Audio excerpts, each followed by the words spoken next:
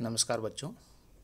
अब तक हमने प्रवाल भित्ति से संबंधित उसकी दशाएं और उससे संबंधित अवतलन डार्विन का अवतलन का सिद्धांत भी पढ़ा। आज हम पुनः दो और भूगोलवेताओं के जो सिद्धांत है उनके ऊपर हम चर्चा करेंगे, जिनमें मरे का स्थिर स्थल सिद्धांत और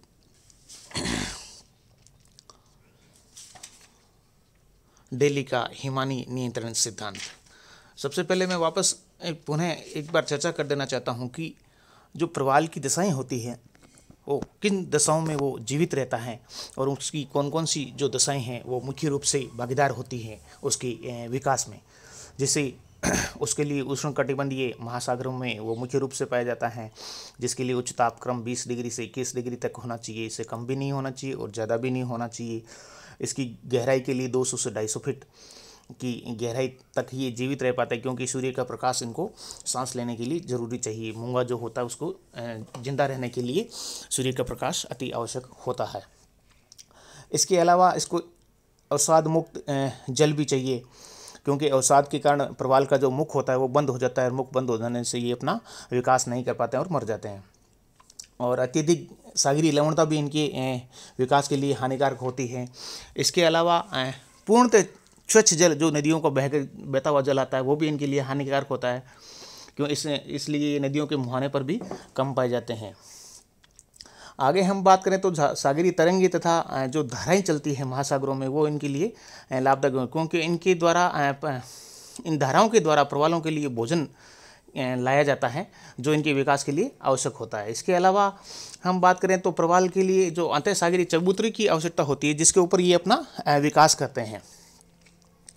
इसके अलावा हम बात करें तो मानवीय आर्थिक क्रियाकलाप हैं, जैसे नगरीकरण है, औद्योगिकरण है, वन विनाश है, भूमंडलीय जो तापमान में जो वृद्धि होती है, ग्लोबल वार्मिंग होती है, ये इनके विकास के लिए प्रतिकूल प्रभाव डालते हैं।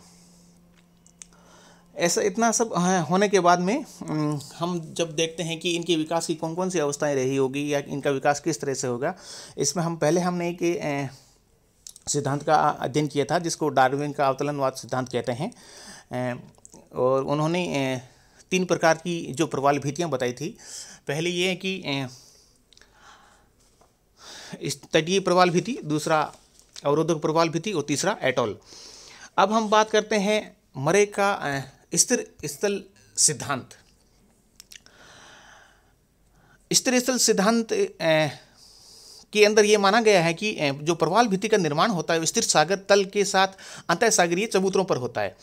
और जो इसका दूसरा वर्ग वो ये कहता है कि इसके निर्माण के लिए आवश्यक स्थल की प्राप्ति सागर तल में गिरावट के कारण होती है। परंतु मरे का जो स्थल सिद्धांत ये कहता है कि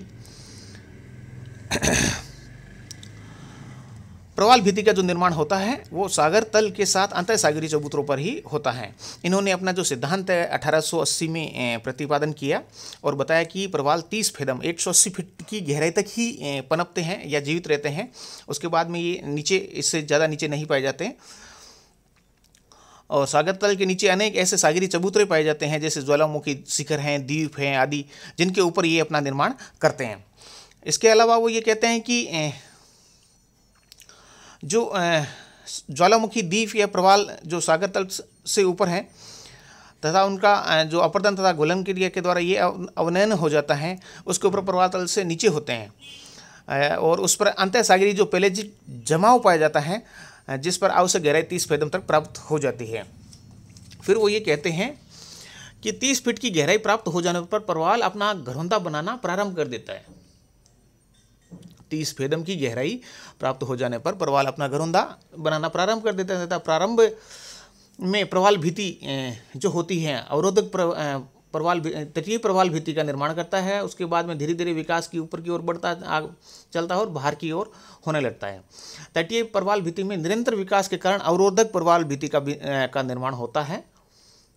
इसी तरह स्थल तथा प्रवाल भित्ति के बीच के जो भाग घुल जाते हैं या किसी घुल जाने के कारण जो लेगून का निर्माण होता है, जो अंतः सागरीय चबूतरों के शीर्ष पर प्रवाल के चतुर्दिश विकास के कारण एटोल का निर्माण कर देते हैं। ये इस तरह का मरे का अपना सिद्धांत था। उन्होंने अपने सिद्धांत में इस तरह से अवधारणाएं दी। अब कुछ लोग जो हैं जो कोई भी सिद्धांत होता है उसकी आलोचनाएं होती हैं तो मरे के सिद्धांत की भी कुछ आलोचनाएं की गई हैं। मरे के अनुसार प्रवाल भित्ति के निर्माण के लिए अनेक अंतःसागरीय शिखर या चबूतरे होने चाहिए, जो कि संभव नहीं है सागर में। इस तरह से जहाँ जहाँ प्रवाल भित्तियाँ हैं वहाँ इस तरह के चबूतरे सभी जगह पॉसिबल नहीं है। फिर वो कहते हैं कि एक ही स्थान पर 30 फेदम की गहराई पर तक अपर्दन तथा निक्षेप की दोनों परस्पर विरोधी सक्रिय प्रक्रियाओं का उल्लेख किया गया है, जो कि न्याय संगत नहीं लगता है। फिर वो कहते हैं कि सागरीय तरंगों द्वारा अपर्दन तथा निक्षेपण की 30 फेदम की गहराई तक ही अधिकतम सीमा मान्य नहीं है। इसके अलावा जो उसकी आलोचना में हम देखते हैं कि मरे ने लेगुन निर्माण का प्रवाल भित्ति तथा स्थल के बीच के भाग में घुलन जाल से बताया। यह मत भी बरा, क्योंकि यदि घुलन क्रिया इतनी सक्रिय है तो इससे अंतःसागरीय चबूतरों पर स्थित पेलेजिट जमाव भी घुल सकता है। फिर वो ये कहते हैं कि यदि स्थल स्थिर हैं तो लेगुन जमाव द्वारा भर जाएगी और उसका अस्तित्व ही समाप्त हो जाएगा। मरे के अनुसार प्रवाल की जो गहराई है 180 फीट या 30 फेदम से अधिक नहीं हो सकती, परंतु इससे अधिक गहराई में भी कहीं कहीं प्रवाल देखने को मिलते हैं। ये मुख्य उनकी आलोचनाओं के कारण रहे हैं। इसी तरह एक और सिद्धांत है जिसको डेली का हिमानी नियंत्रण सिद्धांत के नाम से जाना जाता है। इन्होंने अपना सिद्धांत, डेली ने अपना सिद्धांत 1915 में प्रतिपादन किया, जबकि उनको विश्वास हो गया था कि सागरों में प्रवाल भित्तियों का निर्माण प्लेस्टोसीन काल का जो हिमयुग हुआ था के बाद ही हुआ है। और हिमकाल के बाद सागरी जल के हिम में बदल जाने के कारण सागर तल से 30 से 38 फेदम का अवनमन के कारण सागर तल में अवनमन हो गया था, जिसके कारण सागरी अंतःसागरीय चबूतरे पाए गए और उन पे प्रवाल भित्तियों का निर्माण हुआ। सागरी तल के तापमान में अवनमन के कारण जो भी प्रवाल थे वो या तो मर गए या सागर तल में अवनमन के कारण महाद्वीपीय तटों या द्वीपों के सारे अपरदित जो चबूतरे हुए हैं उन पे इनका निर्माण, प्रवाल भित्तियों का निर्माण हुआ है, ऐसा डेली का मानना था। हिमकाल के अवसान के बाद वो ये कहते हैं कि जल में पुनः 33 से 38 फेदम तक ऊपर उठ गया। परिणाम स्वरूप अपरदित चबूतरे जो 38 फेदम की गहराई तक डूब गए थे, जो प्रवाल बचे रह गए थे वे नए प्रवाल जलमग्न संकरे चबूतरों पर अपना घरौंदा बनाने लगे, जिसके कारण तटीय प्रवाल भित्तियों का निर्माण हो गया। चौड़े चबूतरों पर अवरोधक प्रवाल भित्तियों का निर्माण हुआ तथा एटोल का निर्माण एकांकी अतःसागरीय पठारों के ऊपर हुआ, ऐसा डेली का मानना है। प्रवाल भित्ति तथा स्थल के मध्य जो समान गहराई वाले लेगुनों का निर्माण हुआ है। इस तरह से डेली अपना जो सिद्धांत है वो देते हैं। इनकी भी कुछ आलोचनाएं जो देखने को मुख्य रूप से मिलती हैं। डेली के अनुसार सभी लेगुनों की गहराई समान होनी चाहिए, परंतु डेविस ने बताया कि सभी लेगुनों की गहराई भिन्न भिन्न तो होती है। एक ही लेगुन के विभिन्न भागों में भी गहराई में अंतर देखने को मिलता है या पाया जाता है।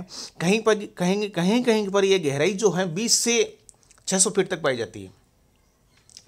फिर यदि हम आलोचना में मुख्य रूप से देखें, यदि सागर तल में अवनमन हुआ तो तटों तथा द्वीपीय किनारों पर क्लिप का निर्माण हुआ होगा, जिन्हें इस समय भी परिलक्षित होना चाहिए या दिखाई देना चाहिए, परंतु ये ऐसा क्लिफ कहीं पे भी दिखाई नहीं देते हैं या दृष्टिगत नहीं होते हैं।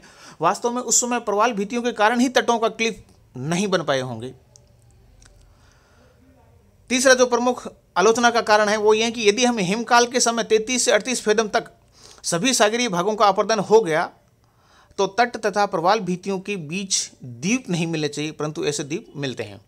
इस तरह से कई तरह की आलोचनाएं हमें देखने को मिलती हैं जो प्रवाल भित्तियों से संबंधित मुख्य रूप से इनकी उत्पत्ति से संबंधित सिद्धांतों में मुख्य कारक रही है।